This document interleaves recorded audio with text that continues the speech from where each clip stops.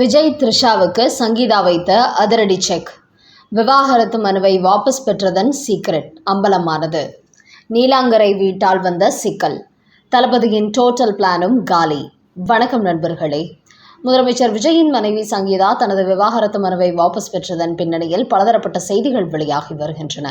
குறிப்பாக முதலமைச்சர் விஜய் அவருக்கு மிரட்டல் விடுத்ததாக சிலர் கூறுகிறார்கள். இன்னும் சிலர் விஜயின் மகன் மகள் இருவரும் வற்புறுத்தியதால் அவர் வாபஸ் பெற்றதாகவும் கூறுகிறார்கள். அதோடு விஜயின் பெற்றோர் இப்படி இந்த விவகாரத்தை நீதிமன்றத்திற்கு கொண்டு சென்று விட்டதால் முதலமைச்சராக இருக்கும் எங்கள் மகன் விஜயை எதிர்க்கட்சிகள் கடுமையாக விமர்சிக்கின்றன என்று சங்கீதாவை வற்புறுத்தி விவாகரத்து மனுவை வாபஸ் பெற வைத்ததாக இன்னும் சிலரும் சொல்லிக் கொண்டிருந்தார்கள். ஆனால் இது எதுவுமே இல்லை. இதன் பின்னணியில் நடந்த சம்பவமே வேறு என்று தற்போது ஒரு புதிய தகவல் வெளியாகி இருக்கிறது. அது என்னவென்றால், சுதந்திர தின விழாவில் புரோட்டோகால் படி விஜயின் பெற்றோருடன் த்ரிஷா அமர்ந்திருந்தது தமிழக வெற்றிக் கழக தொண்டர்களிடையே அதிருப்தியை ஏற்படுத்தியுள்ளது. அதாவது, ஏற்கனவே இவரை தங்களது முதலமைச்சருடன் இணைத்து திமுகவினர் தொடர்ந்து சமூக வலைதளங்களில் அவதூறு பரப்பிக் கொண்டு வருகிறார்கள். இவரால் தான் தஞ்சையில் திமுக நடத்திய ஆர்ப்பாட்டத்தில் உதயநிதி பேசியதை வைத்து அவரை கைது செய்து அதுவும் சர்ச்சையை ஏற்படுத்தியது. இப்படி இவரால் பல சர்ச்சைகள் எழுந்து வரும் சூழலில் இவர் எதற்காக சுதந்திர தின நிகழ்ச்சியிலும் பங்கேற்க வர வேண்டும், இந்த சர்ச்சைக்கு ஒரு முடிவு கட்ட வேண்டும் என்று வராமல் கூட இருந்திருக்கலாம். இதே தளபதியுடன் எத்தனையோ நடிகைகள் நடித்துள்ளார்கள். அவர்களெல்லாம் இப்படியா அவரது அரசு நிகழ்ச்சிகளுக்கு வந்து கொண்டிருக்கிறார்கள்? இவர் மட்டுமே இவ்வளவு சர்ச்சைகள் எழுந்த பிறகும் தொடர்ந்து வந்து கொண்டிருக்கிறார் என்று தமிழக வெற்றிக் கழகத்தினர் த்ரிஷாவை கடுமையாக விமர்சிக்க தொடங்கிவிட்டனர். என்றாலும் இந்த விமர்சனங்களால் முதலமைச்சர் விஜயோ நடிகை த்ரிஷாவோ கவலைப்பட்டதாக தெரியவில்லை. ஆனால் விஜயின் தந்தை S.A. சந்திரசேகரன் த்ரிஷாவை பார்த்ததும் செம கடுப்பாகிவிட்டார். என்றாலும் தனது மகனை அவரை வரவழைத்திருக்கும் போது தான் என்ன சொல்ல முடியும் என்று அவர் அமைதியாக அமர்ந்திருக்கிறார். அதோடு ஏற்கனவே விஜய் சங்கீதா இடையே சமாதானமாகிவிட்டதாகவும் அதனால்தான் அவர் நீதிமன்றத்தில் விவாகரத்து மனுவை வாபஸ் பெற்றதாகவும் கூறப்பட்ட நிலையில், உண்மையில் விஜய் சங்கீதா இடையே சமாதானம் ஏற்பட்டிருந்தால் சுதந்திர தின நிகழ்ச்சியில் விஜய் கொடியேற்றி வைப்பதை பார்ப்பதற்கு சங்கீதா கண்டிப்பாக தனது பிள்ளைகளுடன் வந்திருப்பார். ஆனால் அவர் வரவில்லை. அவருக்கு பதிலாக த்ரிஷா தான் அங்கு வந்திருந்தார். இதையெல்லாம் வைத்து பார்க்கும்போது இவ்வளவு சர்ச்சைகள் வெடித்த போதும் கூட தொடர்ந்து முதலமைச்சர் விஜய் த்ரிஷாவை தன் அருகில் வைத்துக் கொண்டு வருகிறார். அந்த அளவுக்கு இவர்கள் இருவருக்கும் இடையில் நெருக்கம் ஏற்பட்டுள்ளது என்பதையே இது வெளிப்படுத்துகிறது. இப்படி விஜய் த்ரிஷா கூட்டணி பலதரப்பட்ட விமர்சனங்களை ஏற்படுத்தி வரும் வேளையில் தற்போது வெளியாகியிருக்கும் ஒரு செய்தி புதிய பரபரப்பை ஏற்படுத்தி இருக்கிறது. அதாவது, விஜயை பொறுத்தவரை சங்கீதா தன்னை விவாகரத்து செய்துவிட்டால் அடுத்தபடியாக த்ரிஷாவை மறுமணம் செய்ய வேண்டும் என்று திட்டமிட்டிருந்தாராம். 5 ஆண்டுகளுக்கு மேலாக சங்கீதாவை பிரிந்து வாழ்ந்துவிட்ட நிலையில் தனக்கு எதிராக நீதிமன்றத்திற்கு சென்று விட்டதால் நீதிமன்றம் விவாகரத்து கொடுத்ததும் த்ரிஷாவை திருமணம் செய்து கொள்ளலாம் என்று திட்டமிட்டு வந்தாராம். இப்படி விஜயின் மனதில் இருக்கும் எண்ணத்தை தெரிந்து கொண்டதால் தான் கடும் கோபத்திற்கு ஆளாகி இருக்கிறார் சங்கீதா. தனக்கு துரோகம் செய்துவிட்டு இவர் த்ரிஷாவை திருமணம் செய்து கொள்ள பார்க்கிறாரா? அந்த திருமணத்தை இவர் எப்படி செய்கிறார் என்று பார்க்கிறேன் என்று தனது ஆவேசத்தை வெளிப்படுத்தியவர், நான் விவாகரத்து பெற்றால் தானே இவரால் த்ரிஷாவை திருமணம் செய்ய முடியும், விவாகரத்து செய்யவில்லை என்றால் இவர் எப்படி அவரை திருமணம் செய்வார் என்று திட்டமிட்டே இந்த விவாகரத்து மனுவை சங்கீதா வாபஸ் பெற்றுள்ளாராம். இதன் மூலம் அவர் தனது வாழ்க்கையிலிருந்து முழுமையாக வெளியேறியதும் அடுத்து தன் இஷ்டப்படி வாழ்க்கையை தொடரலாம் என்று திட்டமிட்ட விஜய்க்கு ஒரு சரியான செக் வைத்துள்ளார் சங்கீதா. குறிப்பாக சட்டப்படி முதல் மனைவியை விவாகரத்து செய்தால் மட்டுமே இன்னொருவரை திருமணம் செய்து கொள்ள முடியும். அதனால் விஜயுடன் தான் வாழாவிட்டாலும் கூட அவர் த்ரிஷாவுடன் நிரந்தரமாக சேர்ந்து விடக்கூடாது என்பதற்காகவே திட்டமிட்டு தான் தொடுத்த விவகாரத்து வழக்கை அவர் திரும்ப பெற்றுவிட்டார் என்று விஜய் வட்டாரங்களில் தற்போது ஒரு புதிய தகவல் வெளியாகி இருக்கிறது.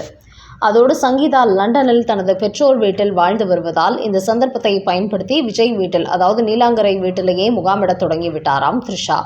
சட்டமன்ற தேர்தல் முடிவுகள் வெளியான அன்று திருப்பதி கோவிலுக்கு சென்று சாமி தரிசனம் செய்துவிட்டு நேராக நீலாங்கரை வீட்டிற்கு சென்று விஜயை சந்தித்துள்ளார். அப்போது வாக்கு எண்ணிக்கையில் விஜய் வெற்றி பெறவே அன்றைய தினம் அவரது வீட்டிலேயே முகாமிட்ட த்ரிஷா அதன் பிறகு அடிக்கடி அங்கு வந்து செல்ல தொடங்கிவிட்டாராம்.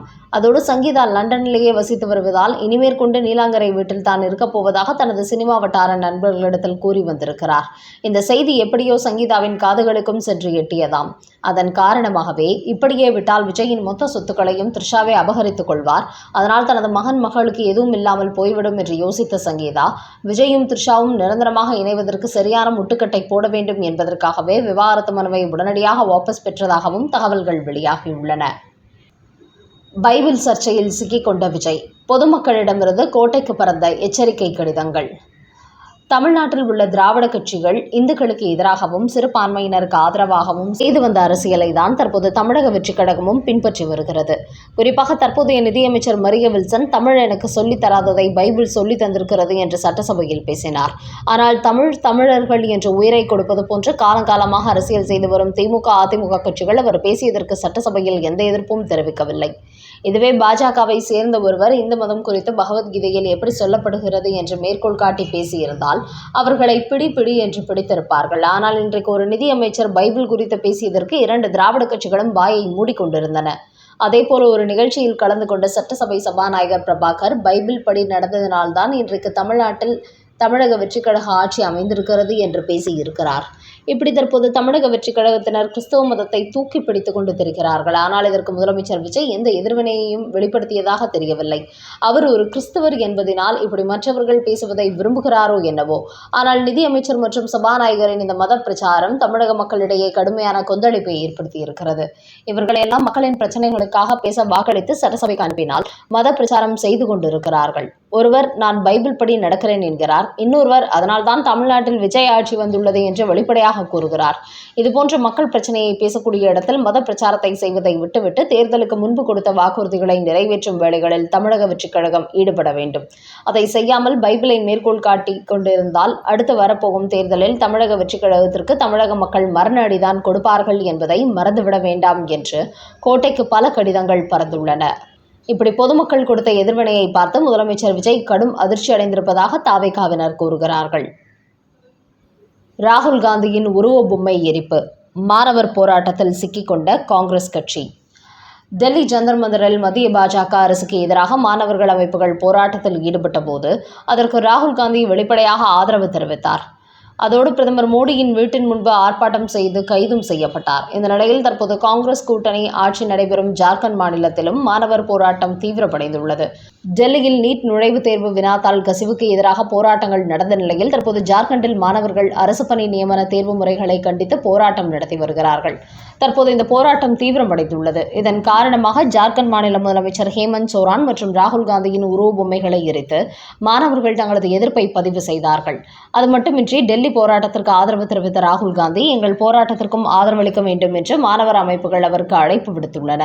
ஜார்க்கண்ட் மாநிலத்தில் 20 நாட்களாக நடைபெற்று வரும் இந்த மாணவர் போராட்டத்தில் அரசு பணி நியமன தேர்வில் நடந்த முறைகேடுகளை சிபிஐ அல்லது ஓய்வு பெற்ற நீதிபதிகள் அடங்கிய குழுவை கொண்டு விசாரிக்க வேண்டும் என்றும் அரசாங்கத்திற்கு கோரிக்கை வைத்து வருகிறார்கள். இதன் காரணமாக காங்கிரஸ் கட்சியும் ராகுல் காந்தியும் கடும் நெருக்கடியில் சிக்கியுள்ளனர். டெல்லியில் பாஜக அரசுக்கு எதிராக நடந்த போராட்டத்திற்கு ஆதரவு தெரிவித்தவர் இப்போது தனக்கு எதிராகவே இன்னொரு மாணவர் போராட்டம் திரும்பிவிட்டதால் இதற்கு எந்த பதிலும் சொல்லாமல் எஸ்கேப் ஆகிக் கொண்டு வருகிறார்.